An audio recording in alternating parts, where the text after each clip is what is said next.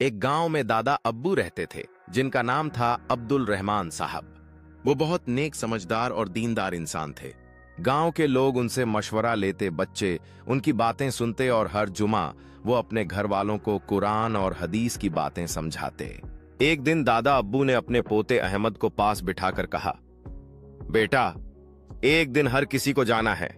जब मैं ना रहूं तो मेरे लिए ना रोना, ना चिल्लाना, ना कपड़े फाड़ना, बस सब्र करना, इन्ना लिल्लाही व इन्ना इलैहि राजिऊन कहना और मेरे लिए दुआ करना। अहमद ने सिर हिलाकर कहा, जी दादा अब्बू, मैं वादा करता हूं। कुछ महीनों बाद दादा अब्बू बीमार पड़ गए।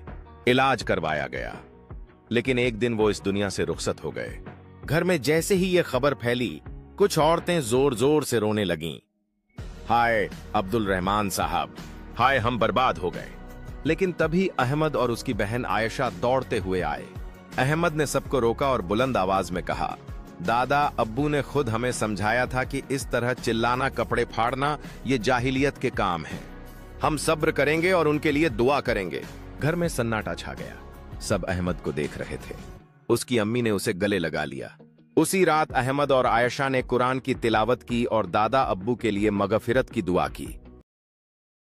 मौत एक हकीकत है, हमें उस पर सब्र करना चाहिए। रसूल ने फरमाया, वो हम में से नहीं जिसने गाल पीटे, गरेबान फाड़े और जाहिलियत की पुकार लगाई।